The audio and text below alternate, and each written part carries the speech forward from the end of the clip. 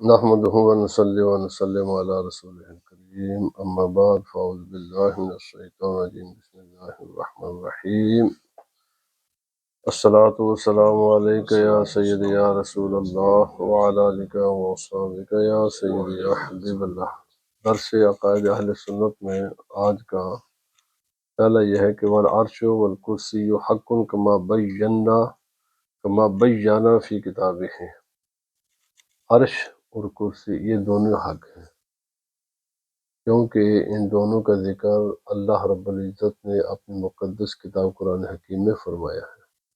اور عرش کا بھی ذکر قرآن حکیم میں ہے، فرش کا اور کرسی کا بھی ذکر قرآن حکیم میں ہے، اور یہ دونوں اللہ کی مخلوق ہیں، اور یہ اتنی بڑی ہیں، اتنے بڑے ہیں کہ ساری کائنات اس کے اندر ہے۔ یہ جس کائنات میں جہاں تک ہمارا ذہن جاتا ہے یہ ساری اس کے اندر ہے، وہ اس سے بڑی چیزیں ہیں۔ یعنی آپ تھوڑا سا اتنا اندازہ لگا لیں، یہ جو ریسرچ کرنے والے سائنسدان وغیرہ انہوں نے جو کتابیں لکھی ہیں، سب کتابیں مارکیٹ میں اویلیبل ہیں، آپ انہیں پڑھیں۔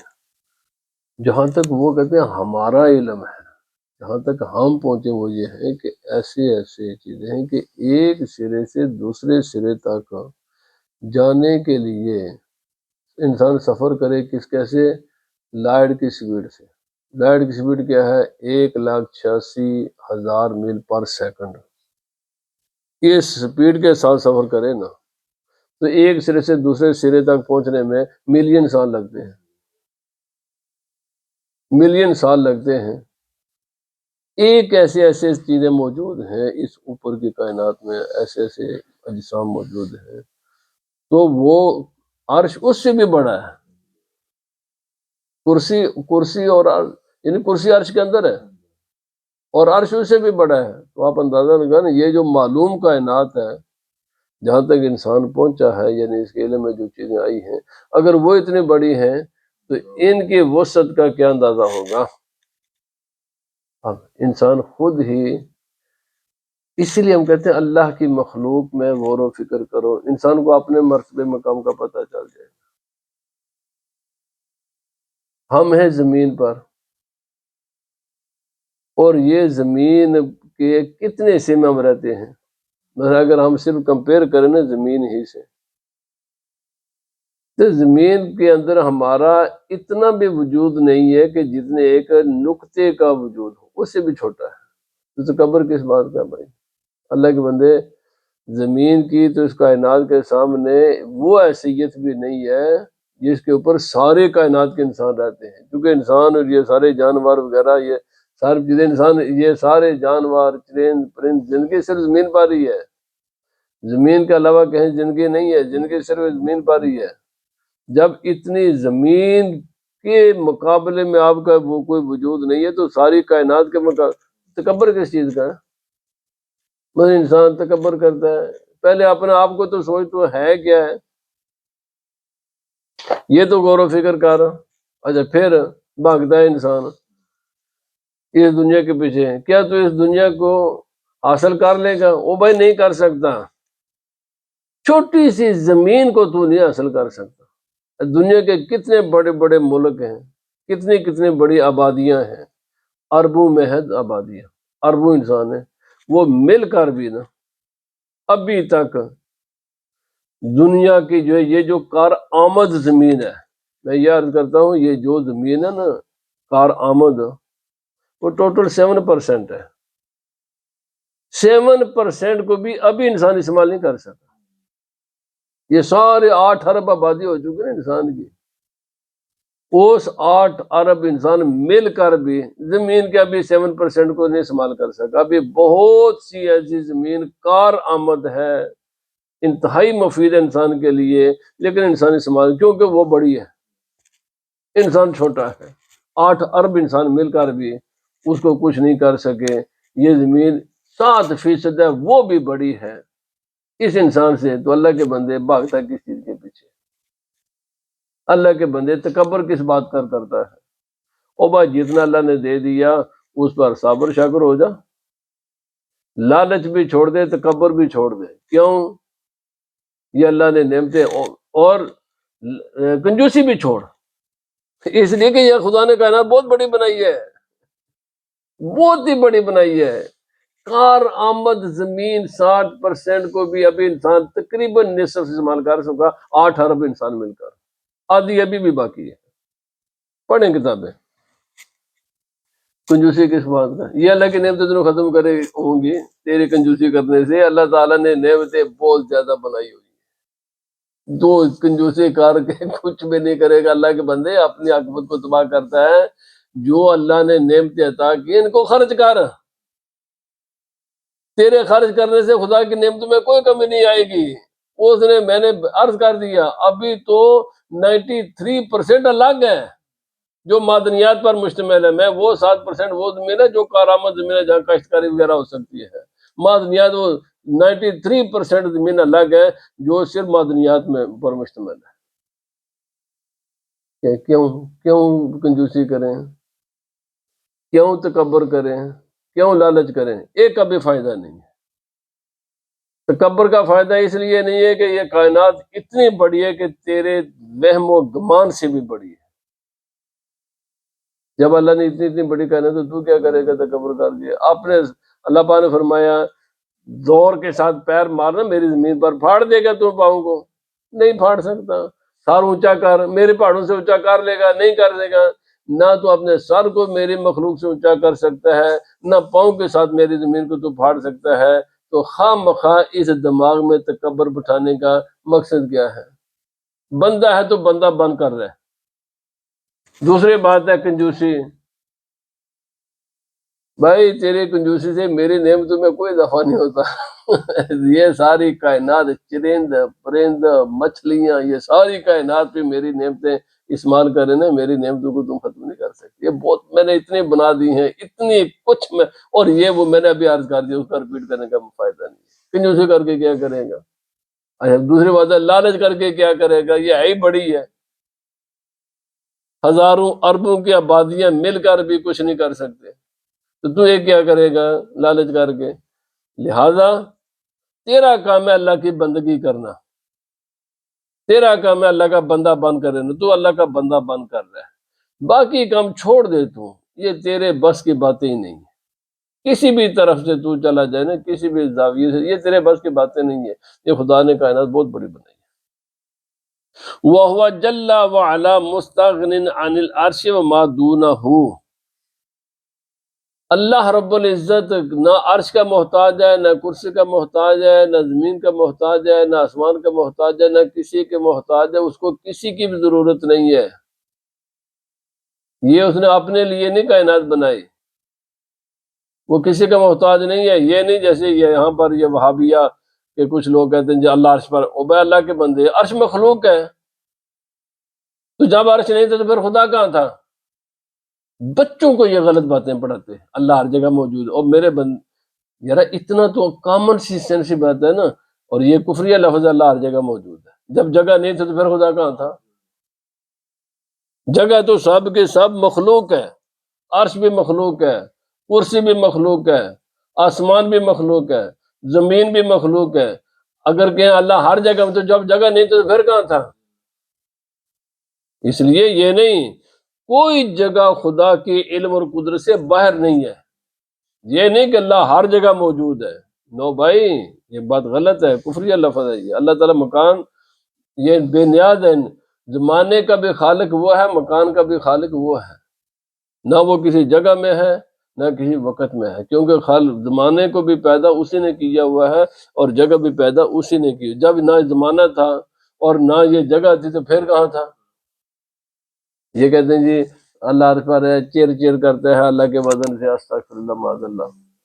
اور یہ جو ہم کہتے ہیں نا بچو ان بد عقیدہ لوگوں سے، تمہیں نہیں پتہ ان لوگوں نے اپنی کتابوں میں کیا کیا گمراہیاں پھیلے، اور بچوں کو پڑھاتے ہیں، بچوں کو یہ گمراہیوں کے دل و دماغ میں بٹھاتے ہیں.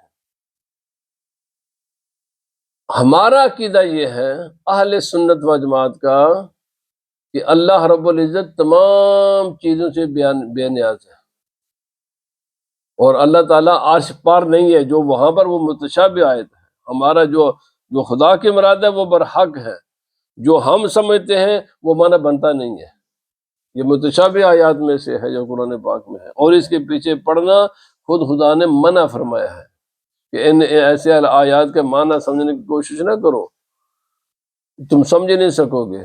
یہ خاصوں کی باتیں ہیں، خاصوں کے لیے رہنے دو، عام کے بات کی بات ہی نہیں ہے۔ ہاں اس کا معنی خدا جانے، خدا کا نبی جانے، ہمیں جو سمجھ آتا ہے وہ معنی بنتا نہیں ہے، جو بنتا ہے وہ خدا کی ذات کے لائق نہیں ہے، لیکن جو خدا کی مراد ہے وہ حق ہے، ہم اس پر مطلع نہیں ہیں۔ تمام متشابہ آیات کا یہی حکم ہے۔ محیط بکل شیء وبما فوقہ وقد عاجز عن الاحاطۃ بہ خلقہ، ہر چیز کو گھیرے ہوئے ہے جو کچھ یہ ساری کائنات اس کے اندر ہے،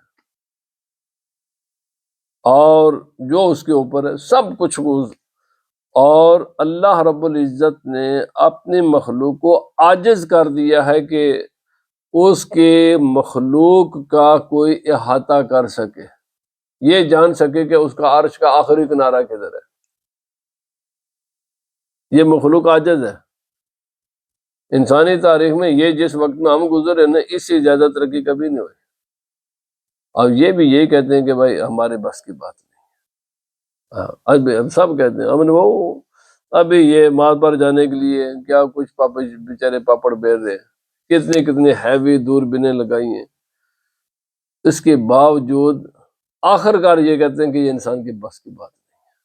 اس بات کو سائنس بھی، ہم جس کے پیچھے بڑا بھاگتے ہیں نا اس کی تو مان لو نا، وہ بھی کہتا ہے یہ انسان کے بس کی بات نہیں ہے۔ یہ کائنات اتنی وسیع ہے، میں نے ابھی عرض کر دیا کہ لائٹ کی سپیڈ سے بھی چلیں تو ملین بلین چاہیے، اور یہ بھی نہیں کہ وہ آخری کنارہ ہے، یہ نہیں ہے، اس کے آگے بھی کائنات ہے۔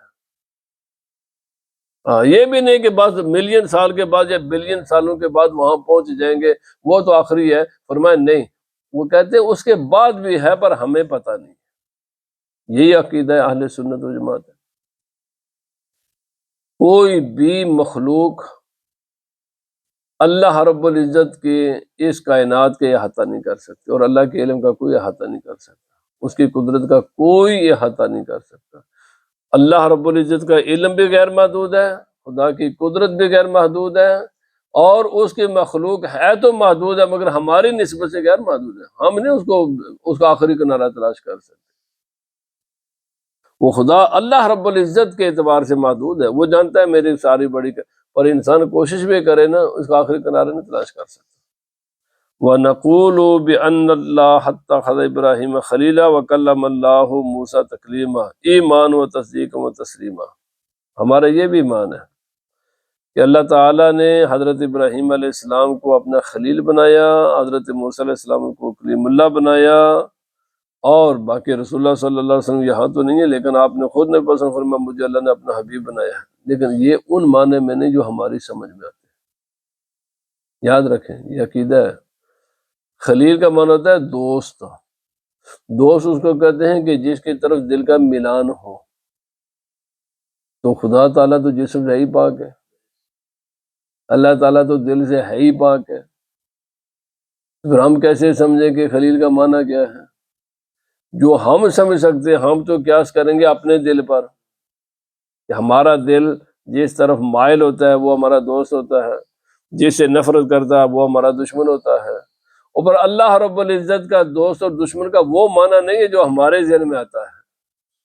ہمارا ایمان ہے کیونکہ اس نے فرمایا میں نے ابراہیم علیہ السلام کو اپنا خلیل بنایا ہے، اور وہ اس کا معنی کیا ہے وہ نہیں۔ اسی طرح ہمارا ایمان ہے کہ موسیٰ علیہ السلام کلیم اللہ ہیں، پر ہماری طرح کلیم اللہ نہیں ہے، کیونکہ ہم جب بات کرتے ہیں تو ہمارے الفاظ کی ترتیب ہوتی ہے، کوئی بھی لفظ بولیں پہلے ایک حرف ہوگا، پھر اس کے بعد ہوگا، پھر اس کے بعد ہوگا، پھر اس کی آوازیں ہوں گی، پھر ہمارے زبان کے یہ محتاج ہیں، پھر لپس کے محتاج ہیں، پھر ہوا کے محتاج ہیں، ہزاروں ہزاروں ہزاروں چیزوں کے یہ لفظ محتاج ہیں۔ یہ جب تک یہ چیزیں پہلے موجود نہ ہوں ہم لفظ ادا کر ہی نہیں سکتے، ہم بول ہی نہیں سکتے۔ اللہ کے کلام کو اپنے کلام پر قیاس مت کرو، وہ اس کے کلام ہماری جیسے نہیں ہے، وہ کیسی ہے وہ ہم نہیں سمجھ سکتے۔ پر کیوں مانے؟ اس لیے کہ اس نے خود ہی کہا کہ میں نے کلام کیا۔ رسول اللہ صلی اللہ علیہ وسلم کے اللہ کے حبیب محبوب ہیں، اور اس محبوب کا وہ معنی نہیں ہے جو ہماری سمجھ میں آتا ہے۔ جو کچھ ہماری سمجھ میں آتا ہے وہ ہے نہیں ہے، اور جو ہے وہ ہم سمجھ نہیں سکتے۔ کیوں؟ وہ خالق ہے، ہم مخلوق ہے، اس کی کوئی بھی صفت ہماری جیسی نہیں ہے۔ ہم ہر معاملے میں محتاج ہیں، وہ کسی بھی معاملے میں محتاج نہیں ہے۔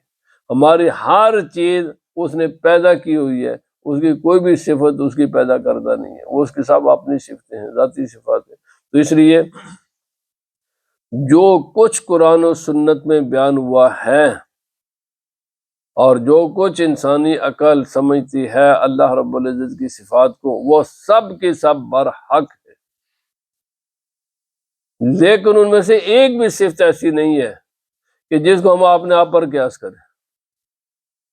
کوئی بھی صفت، اس کا سننا ہماری طرح سننا نہیں ہے، اس کا دیکھنا ہماری طرح دیکھنا نہیں ہے، اس کا کلام کرنا ہماری طرح کلام کرنا نہیں ہے، اس کا محبت کرنا ہماری طرح محبت کرنا نہیں ہے۔ وہ خالق ہے بالکل۔ میں کئی بار کہتا ہوں اللہ کے بندو، بڑی دور کی باتیں تو جانے دو نا، آسان سی بات سمجھ لو۔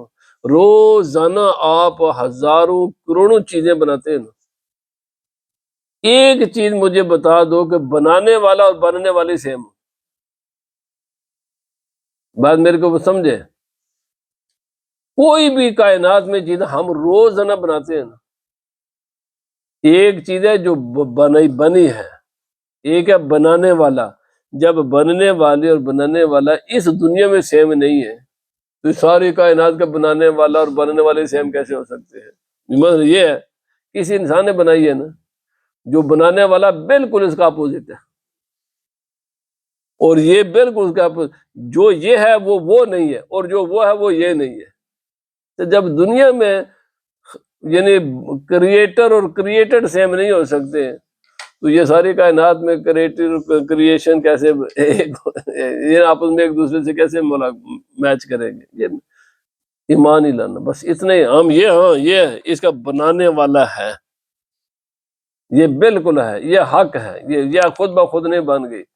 اور یہ بھی ہم سمجھ سکتے ہیں یہ بنانے والا اس کا غیر ہی ہے، بالکل ڈیفینیٹلی اس کا غیر ہے۔ ایک کائنات کی چیز مجھے بتا دو جو بنانے والا اور بننے والا ایک جیسے ہو۔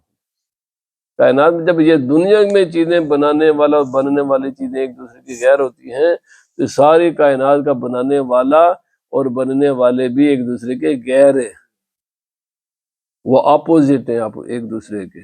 اللہ پاک ہمیں ان چیزوں کو سمجھنے کی توفیق عطا فرمائے۔ وما علینا الا البلاغ۔